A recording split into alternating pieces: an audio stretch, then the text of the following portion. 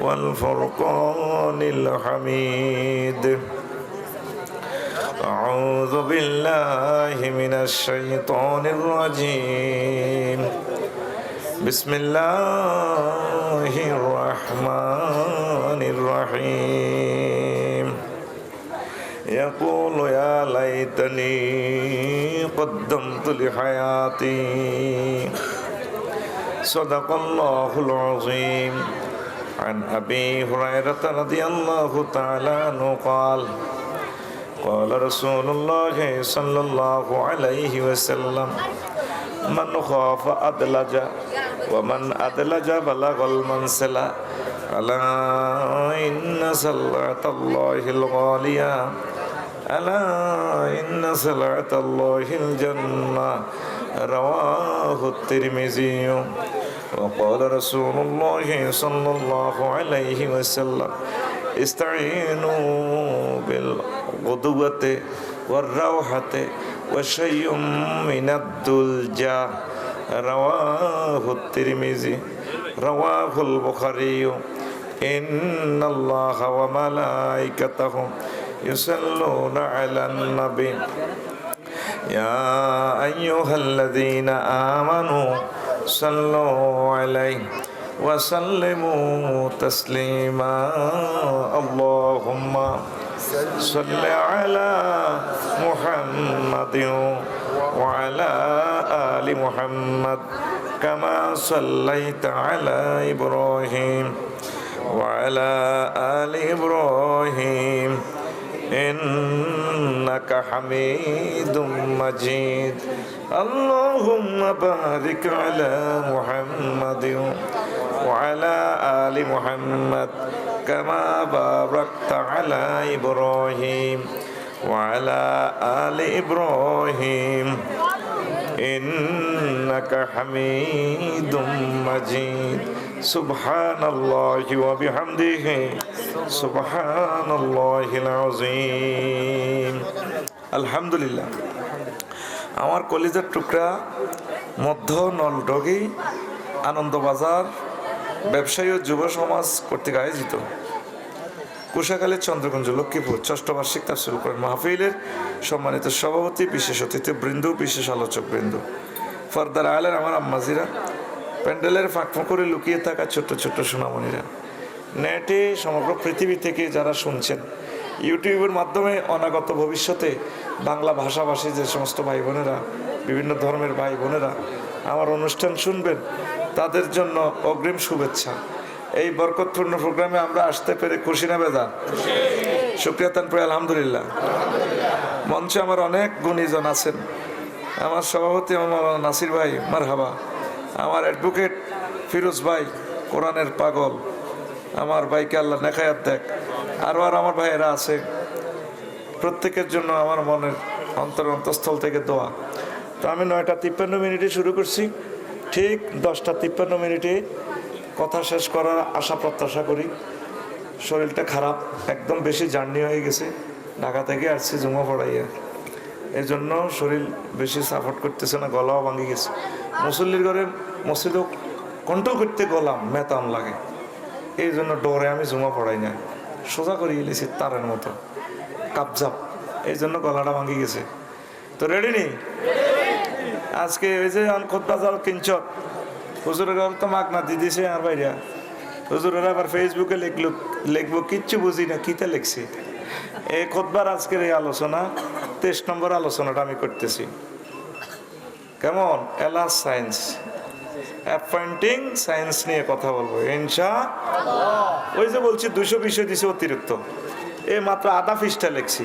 দেখ আধা পৃষ্ঠারে রং করি পুরো কয়েক ঘন্টা আলোচনা করা যাবে। কি নিয়ামত আমি বিশ্ববাসীর জন্য দিয়ে দিছি খুতবা পড়ে আমিন।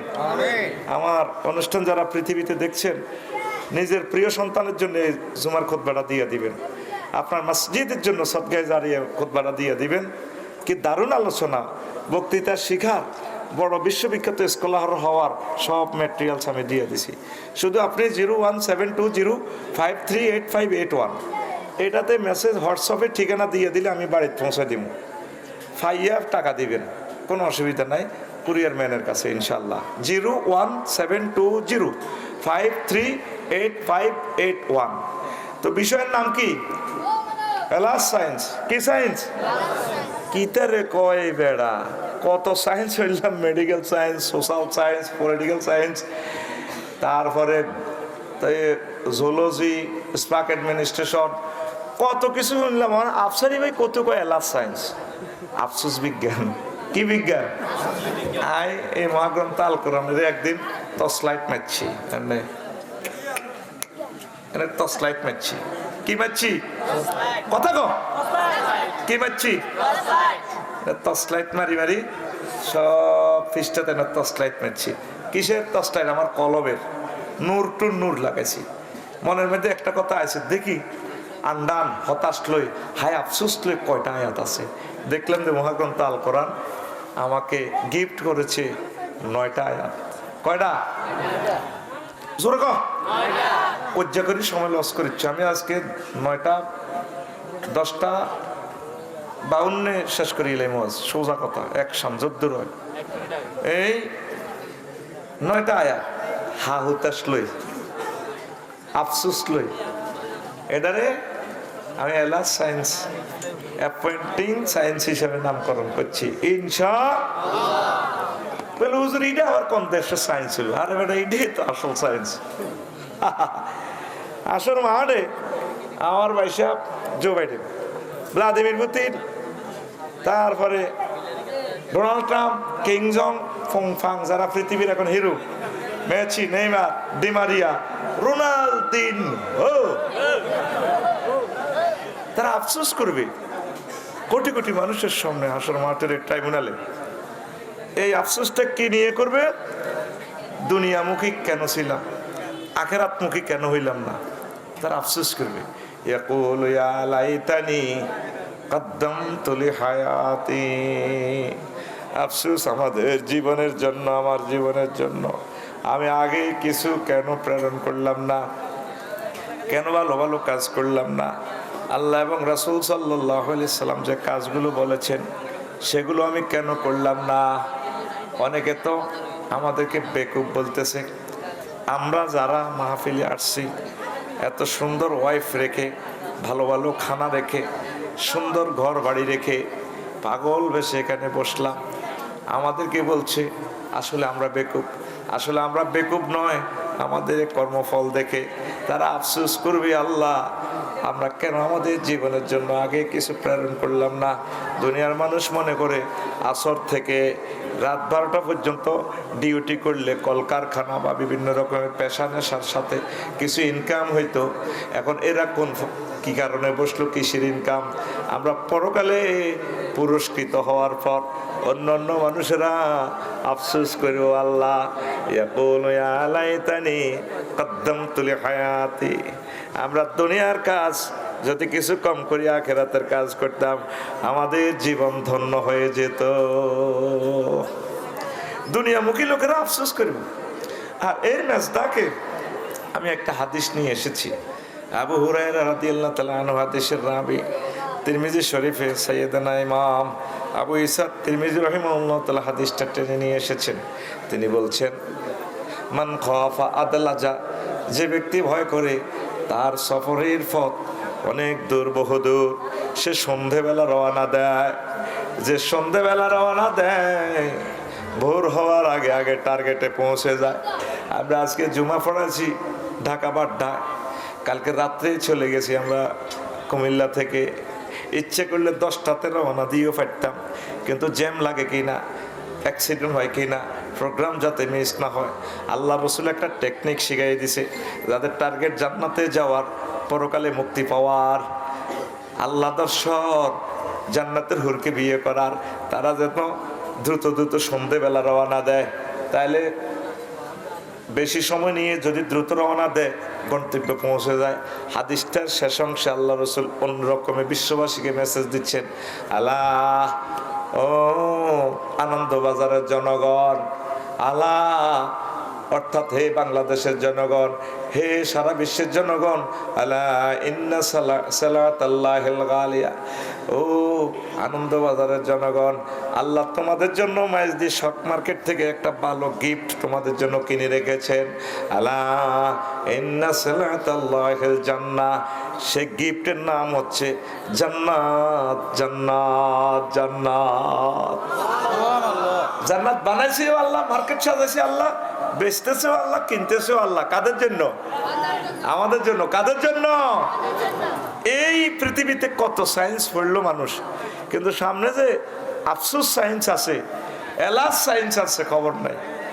তারপরে 2 নম্বর, রাজত্ব নিয়ে আফসোস করব কিভাবে? দেখেন সূরা নাবার শেষ আয়াতে বিশ্ববাসীকে আল্লাহ শানু মেসেজ দিচ্ছেন।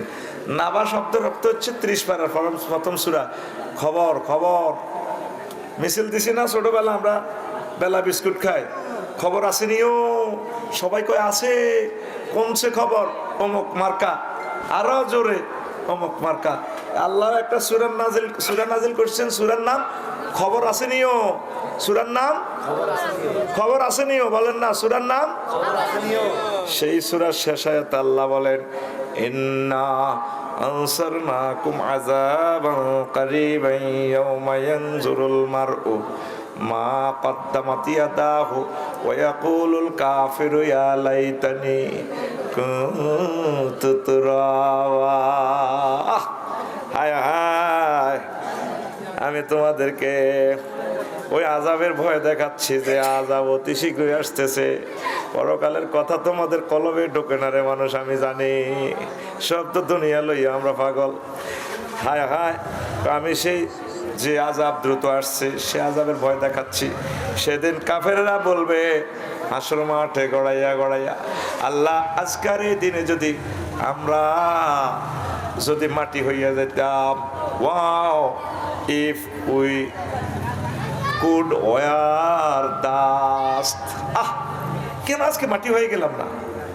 এখন জো বাইডেন তাম পৃথিবী যারা নেতা আছে না, কত বাম্পার লইলাম এই মাটির শাসনের লাই, এই মাটির জনগোষ্ঠীতে যা করছি, ও হা হা হা। আল্লাহ আজকে আমরা মাটি করিয়ে এলাম। আল্লাহ কা অন্তর মিছিল দেয়, যেভাবে তোর স্যালুট মারে, এনে হাতে হেতে চলে, হেতে রে ডোল তবলা ফিডে, কত রকমের ফোঁ ফা বাসি বাজে, হেতে রে স্যালুট দেয়। কি দেয়? এই কোন আফসোস করবে আল্লাহ, বেজ্জিতি বালা আমরা করে মাটি করিয়ে এলাম।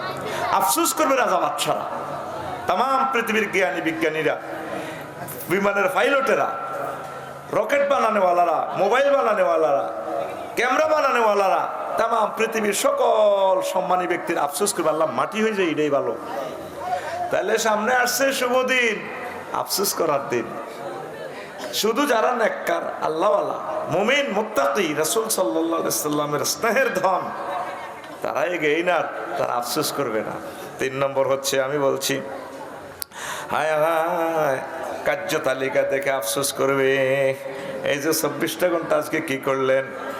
আসরের সময় মাহফিলে আসছেন, এখন যাইবেন, 1টা বাজবে বাড়িতে, ঠিক আছে, কয়েকটা ঘন্টা আল্লাহর কাজে লাগছে।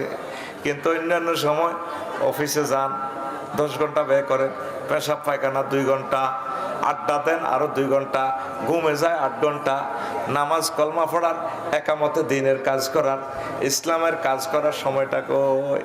আমল নামা যখন দেওয়া হবে প্রত্যেক মানুষকে, ওয়া আম্মা মান উতিয়া কিতাবাহু বিশিমালিহি ফায়াকুলু ইয়া লাইতানি লাম উতা কিতাবিয়া। কাফেরদেরকে পেছন দিক থেকে আমল নামা দিবে।